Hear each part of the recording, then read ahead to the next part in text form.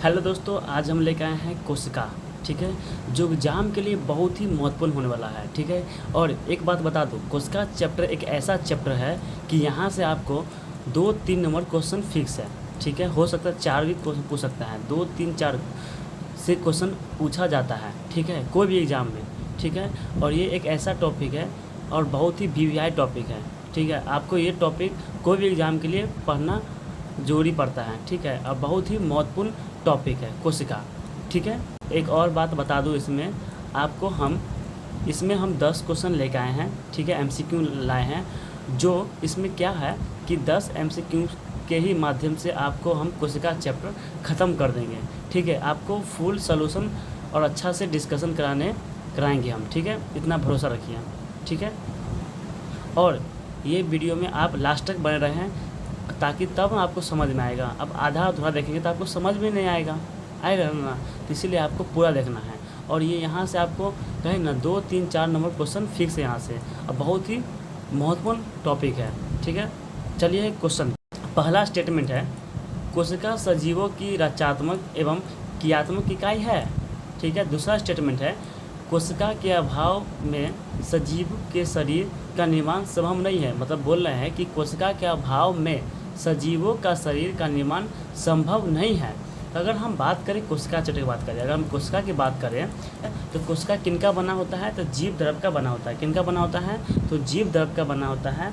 अगर हम बात करें जीव द्रव में क्या पाए जाते हैं, तो जीव द्रव में कार्बनिक और अकार्बनिक ठीक है पाए जाते हैं। अगर हम बात करें ठीक है, सभी सजीव के शरीर में कोशिका एक समान नहीं होती है। क्यों समान नहीं होती है, क्योंकि देखिए पतला के शरीर में कम कोशिका होती है और मोटा व्यक्ति के शरीर में काफ़ी अधिक कोशिका होती है। तो अगर हम बात करें संसार की सबसे बड़ी कोशिका की बात करें, ठीक है, सबसे बड़ी कोशिका की बात करें तो शुतुरमुर्ग का अंडा है। अगर हम बात करें संसार की सबसे छोटी कोशिका की बात करें तो माइक्रोप्लाज्मा होती है। ठीक है, माइक्रोप्लाज्मा होती है। अगर हम बात करें शरीर की सबसे छोटी कोशिका की बात करें, शरीर की सबसे छोटी कोशिका की बात करें तो ग्रेन्यूल कोशिका है।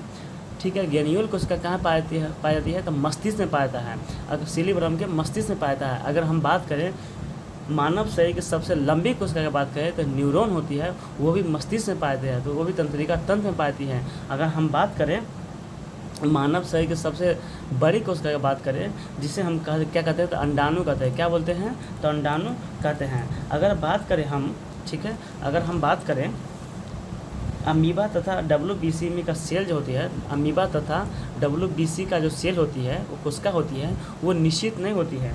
ठीक है, इसका आकार क्या होता है, निश्चित नहीं होती है। इसका आकार पल पल क्या होती है, बदलती रहती है। अगर हम बात करें, ठीक है, अगर हम बात करें कोशिका की संख्या के आधार पर बात करें तो इन्हें 2 भागों में बांटा गया है। एक है एक कोशिकीय और दूसरा है बहुकोशिकीय। अगर हम एक कोशिकीय की बात करें, जिनका शरीर केवल एक ही कोशिका का बना होता है, जिनका शरीर केवल एक कोशिका का बना होता है, उन्हें हम क्या बोलते हैं, तो एक कोशिकीय बोलते हैं। अगर हम बहुकोशिकीय की बात करें, ठीक है, अगर हम बहुकोशिकीय की बात करें, इनका शरीर, ठीक है, इनका शरीर जो होता है वो एक या अनेकों कोशिका से मिलकर बना होता है, उन्हें हम बहुकोशिकीय कहते हैं। ठीक, क्या बोलते हैं, तो बहुकोशिकीय बोलते हैं। अगर हम बात करें, ठीक है, एक कोशिकीय की बात करें, एक कोशिकीय में कौन सा जीवाणु आते हैं, तो कौन आते हैं, तो सूक्ष्म जीव आते हैं। क्या आते हैं, तो एक बोलेंगे कि सूक्ष्म जीव कौन सा कोशिका के अंतर्गत आता है, तो एक कोशिका के अंतर्गत आता है। अगर हम बात करें आपसे, ठीक है, अगर हम बात करें तो यह एक कोशिका की जीव जो होती है वो हमको दिखाई नहीं पड़ती है। क्या होती है, दिखाई नहीं पड़ती है। इन्हें देखने के लिए हमें माइक्रोस्कोप की आवश्यकता होती है। अगर हम बात करें 1590 ईस्वी में बात करेंगे, तो अगर हम बात करें माइक्रोस्कोप की खोज किसने की थी, तो एच जेनसन ने और जेड जेनसन ने माइक्रोस्कोप की खोज की थी, 1590 ईस्वी में खोज की थी। अगर हम बात करें 1665 ईस्वी की बात करें हम, तो रॉबर्ट हुक ने कोशिका की खोज की थी। ठीक है, वो भी कौन कोशिका की थी, मृत कोशिका की खोज की थी। कैसे खोज की थी, तो पेड़ की छाल, जिसे हम कॉर्क बोलते हैं, उसी के माध्यम से, ठीक है, कोशिका की खोज किसने की थी, तो रॉबर्ट हुक ने की थी। 1665 ईस्वी में बात की थी। अगर हम बात करें, ठीक है, जीवित कोशिका की बात करें, ठीक है, तो किसने की थी, तो लुवेनहॉग ने की थी, 1683 ईस्वी में की थी। अगर हम बात यही आपसे पूछ देंगे कि केंद्र की खोज किसने की थी, तो रॉबर्ट ब्राउन ने की थी। ठीक है, 1831 ईस्वी में की थी। अगर हम बात करें स्लाइडेड एवं स्वान ने, ठीक है, स्लाइडेड एवं स्वान ने कोशिका के मतवाद किया, ठीक है, मतवाद प्रस्तुत किया। किसने किया था? तो स्लाइडर एवं समान ने, ठीक है। कब किया था? तो 1838 से लेकर 1838 से लेकर 39 में किया था। 1838 और 39 में किया था। अगर हम बात करें जीव द्रव्य का खोज किसने की थी? तो वन मोल ने की थी। अगर हम बात करें जीव द्रव्य की अगर बात करें हम, नाम किसने दिया? तो पुरकंजे ने दिया, ठीक है। अगर हम बात करें कोशिका जब विभाजन जो होती है, एक से लेकर दो कोशिका का निर्माण होती है, एक कोशिका से हमको दो कोशिका का जब निर्माण होती है तो कौन करते, इसका पता किसने लगाया, इसकी खोज किसने लगाया? तो किसने लगाया था? तो रुडॉल्फ विचराव ने लगाया था। किसने लगाया था? तो रुडॉल्फ विचराव ने की थी, ठीक है। अगर हम बात करें इलेक्ट्रॉन माइक्रोस्कोप की बात करें, ठीक है, तो इसकी खोज किसने की थी? इलेक्ट्रॉन माइक्रोस्कोप की बात करें तो इनकी खोज किसने की थी? तो एम नॉल रस्का ने की थी। किसने की थी? तो एम नॉल रस्का ने की थी। अगर हम बात करें कोशिका को दो भागों में बांटा गया है, ठीक है। कोशिका को कितने हिस्से में बांटा गया? दो भागों में बांटा गया है। एक है कोशिका झिल्ली, एक है जीव द्रव। अगर हम बात करें कोशिका झिल्ली के अंतर्गत क्या आता है? कोशिका भित्ति आता है। जो कोशिका भित्ति जो होती है वो पेड़ पौधा में पाई जाती है, ठीक है। कोशिका झिल्ली और जीव द्रव। अगर हम बात करें जीव द्रव की बात करें, ठीक है, तो इन्हें भी दो भागों में बांटा गया। जीव द्रव को कितने भागों में बांटा गया है? दो भागों में बांटा गया है। एक है कोशिका द्रव है, एक है केंद्रक है। अगर हम कोशिका द्रव की बात करें, ठीक है, कोशिका द्रव की बात करें तो जीव द्रव संरचना पाए जाते हैं, ठीक है। इसमें जीव द्रव संरचना पाए जाते हैं। अगर हम कोशिका और एक क्या पाए जाते हैं? एक मेटाप्लास्ट पाए जाते हैं। क्या पाए जाते हैं? तो मेटाप्लास्ट पाए जाते हैं। एक जीव, देखिए अगर हम बात करें कोशिका द्रव की बात करें तो इन्हें दो भाग में बांटा गया है। पहला भाग बांटा गया है जीव द्रव्य संरचना और दूसरा भाग बांटा गया है तो मेटाप्लास्ट बांटा गया है। अगर हम बात आपसे यही पूछ देंगे कि इसके अंतर्गत, ठीक है, इसके अंतर्गत जीवित रचनाएं के आते हैं। अगर हम बात करें जीव द्रव्य संरचना की बात करें, रचना की बात करें तो इसके अंतर्गत जीवित रचनाएं आते हैं। कौन आते हैं? तो जीवित रचनाएं आते हैं, ठीक है। इसमें बढ़ने एवं विभाजन करने की क्षमता होती है। जो जीवित रहेगा वही आगे बढ़ेगा ना, वही विभाजन करेगा ना। जो मरा रहेगा वो कैसे विभाजन करेगा भाई? समझ गए ना? तो जिसमें बढ़ने और विभाजन करने की क्षमता होती है। अगर हम बात करें सेंट्रोसोम, ठीक है, इसमें क्या होती है? तो विभाजन करने की क्षमता होती है। तो वो किसके अंतर्गत आते हैं? तो जीव द्रव्य की संरचना के अंतर्गत आते हैं। अगर हम बात करें, अगर इंडोप्लाज्मिक रेटिकुलर की बात करें हम, ठीक है, वो किसके अंतर्गत आते हैं? तो जीव द्रव्य संरचना के अंतर्गत आते हैं, जिसे हम क्या बोलते हैं? तो अंतर्द्रव जलिका ही बोलते हैं। अगर हम राइबोसोम, माइटोकॉन्ड्रिया, लवक, गोल्जिका या लाइसोसोम, वो किसके अंतर्गत आते हैं? तो जीव द्रव्य संरचना के अंतर्गत आते हैं। अगर हम मेटाप्लास्ट की बात करें, ठीक है, अगर हम मेटाप्लास्ट की बात करें, ये क्या है? एक निर्जीव संरचना है, ठीक है। ये क्या है? मेटाप्लास्ट का एक निर्जीव संरचना है, ठीक है। इसमें बढ़ने और विभाजन करने की क्षमता नहीं होती है। किसमें? मेटाप्लास्ट में, ठीक है। एग्जाम्पल में इसके मेटाप्लास्ट के अंतर्गत क्या आते हैं? तो रसधानी आते हैं, वसा आते हैं, प्रोटीन आते हैं, ठीक है। तो इसका सही आंसर बताइए। इसका आप सही आंसर बताइए। इसका सही आंसर क्या होगा? ठीक है, तो इसका सही आंसर क्या होगा? Option number C. तो इसका सही आंसर क्या होगा? तो ऑप्शन नंबर सी, 1 और 2 दोनों सही। कोशिका के किस भाग को समृद्ध रूप से साइंट्रोसोम कहा जाता है? ठीक है। अगर हम बात करें कोशिका झिल्ली की बात करें, ठीक है, अगर हम कोशिका झिल्ली की बात करें, ठीक है, तो यह कोशिका के चारों ओर होती है। कोशिका झिल्ली जो होती है वो कोशिका क्या होती है? तो चारों ओर होती है, ठीक है। इसे हम कोशिका झिल्ली को हम अर्धपर्याग भी कहते हैं।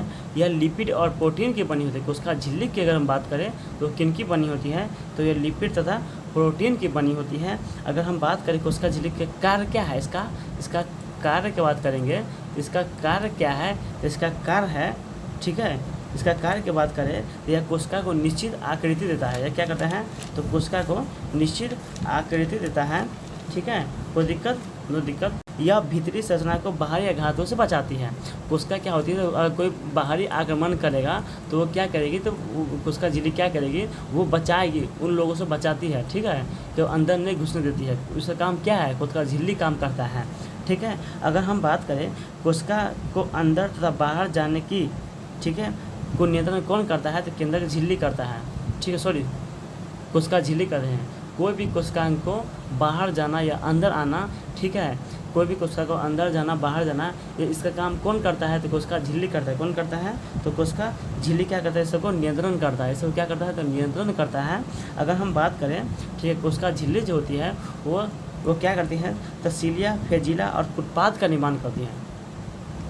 ठीक है, कोशिका झिल्ली जो होती है वो सीलिया तथा फेजिला तथा उत्पाद का निर्माण करती है। ठीक है, सीलिया तथा फेजिला तथा उत्पाद का निर्माण करती है।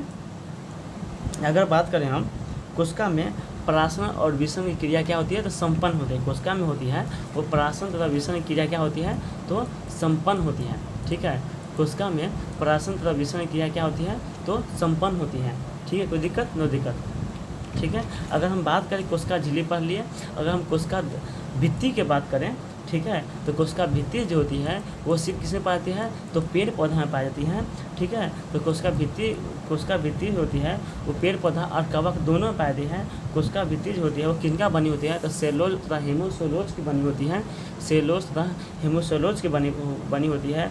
कवक की जो कोशिका भित्ति होती है वो काइटिन की बनी होती है। किसकी किन की बनी होती है? तो काइटिन की बनी होती है तथा हेमोसेलोज की बनी होती है। हेमीसोलोज की बनी होती है। तो आप बताइए इसका सही आंसर क्या होगा? हाँ, आप इसका सही आंसर कमेंट में दीजिएगा। ठीक है, इसका सही आंसर, इसका क्वेश्चन नंबर 2 का आप सही आंसर किस में दीजिएगा? तो कमेंट में दीजिएगा। ठीक है, नेक्स्ट क्वेश्चन है, कोशिका अंगक राइबोसोम के संबंध में कौन सा एक सही नहीं है? एक सही नहीं है।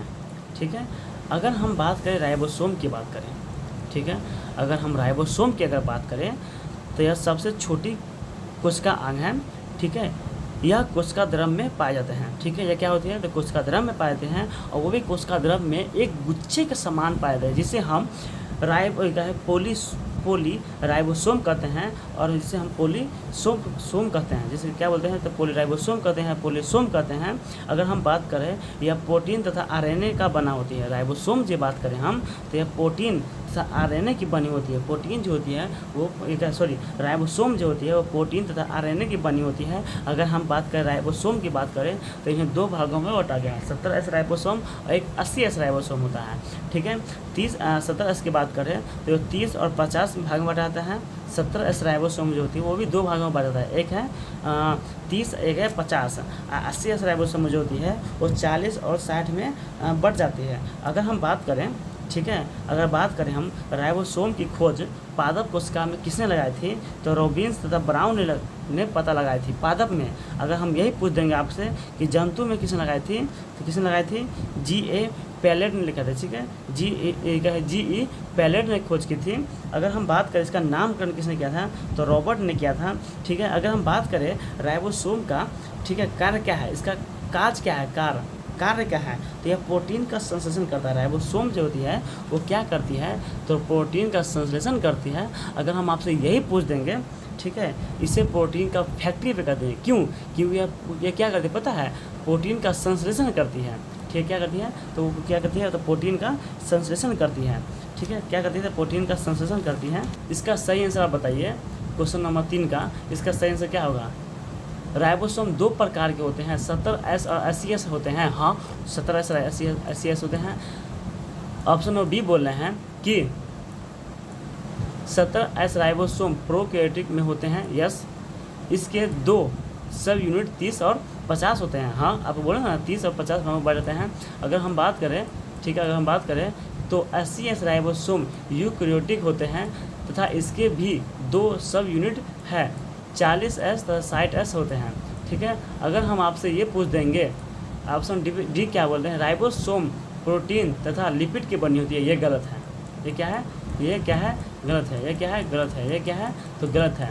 ठीक है, यह लिपिड नहीं, ये आरएनए का बना होता है। ठीक है, किनका बना होता है? तो आरएनए का बना होता है। ठीक है, प्रोटीन तथा आरएनए का बना होता है। क्या? तो राइबोसोम। तो इसका सही आंसर क्या होगा? सही नहीं पूछ रहा है, सही नहीं है। तो इसका सही आंसर क्या होगा? तो option number D. Option number D. Next question है, कोशिका के अंदर ग्लाइकोलिपिड और ग्लाइकोप्रोटीन का निर्माण का सक्रिय स्थल कौन है? ठीक है, ग्लाइकोलिपिड और ग्लाइकोप्रोटीन का निर्माण का सक्रिय स्थल कौन सा है? अगर हम बात करें, ठीक है, अगर हम बात करें गोल्जिकाय की बात करें, ठीक है, गोल्जिकाय की बात करें तो इन्हें 3 भागों में बांटा गया है।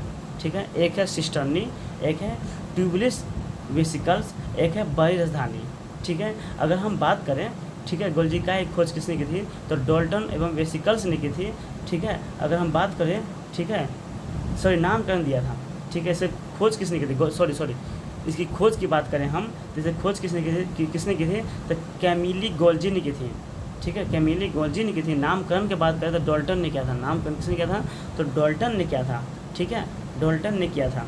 कोई दिक्कत, नो दिक्कत। अगर हम आपसे ये पूछ देंगे, ठीक है, पैकेजिंग करना, संग्रह करना, श्रावण करना, ठीक है, और लाइसोसोम जैसे अंग का निर्माण करना, वो कौन करता है, तो गोल्जिकाय करता है। अगर हम बात करें ग्लाइकोलिपिड, ठीक है, तथा ग्लाइकोप्रोटीन का निर्माण कौन करता है, तो गोल्जिकाय करता है, ठीक है। तो अगर हम बात करें गोल्जिकाय, ठीक है, अगर बात करें तो ग्लाइकोलिपिड तथा गोल्जिकाय प्रोटीन का निर्माण कौन करती है, तो गोल्जिकाय करती है। कौन करती है, तो गोल्जिकाय करती है। तो ये बताइए इसका सही आंसर क्या होगा, तो option number C, option number C, ठीक है, ऑप्शन नंबर सी होगा, ठीक है।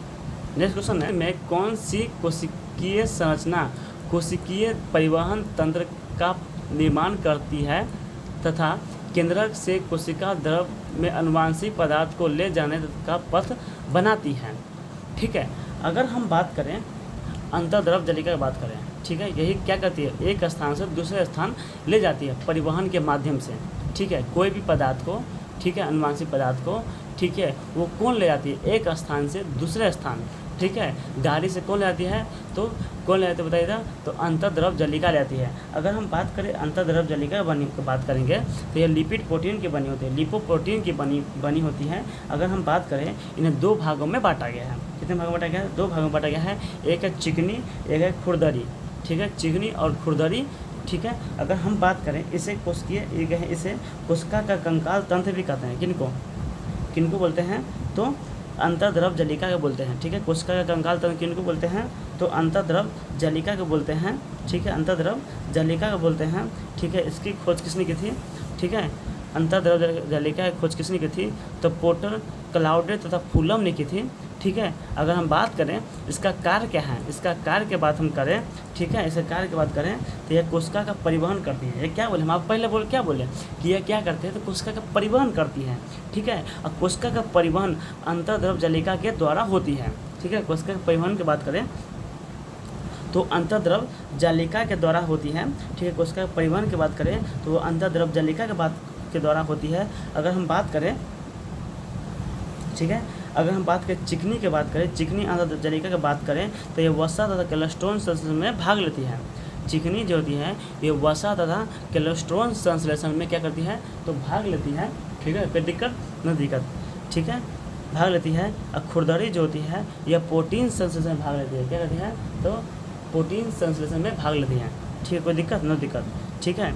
अगर हम बात करें चिकनी अंतर्द्रव जलिका की बात करें हम, तो ये वसा तथा कोलेस्ट्रॉल संश्लेषण में भाग लेती है। वसा और कोलेस्ट्रॉल संश्लेषण भाग कौन लेती है, तो चिकनी लेती है। अगर हम बात करें खुरदरी अंतर्द्रव जलिका की बात करें तो ये क्या करती है, तो ये प्रोटीन संश्लेषण में भाग करती है। क्या करती है, भाग लेती है, प्रोटीन संश्लेषण में भाग लेती है। और वसा और कोलेस्ट्रॉल संश्लेषण में बात करें तो वो कौन सा भाग लेती है, तो चिकनी लेती है, ठीक है। अगर हम बात करें यकृत और अग्नाशय में अंतर्द्रव जलिका जो होती है वो बहुत ही अधिक होती है। वो क्या करती है, तो बहुत ही अधिक होती है, ठीक है।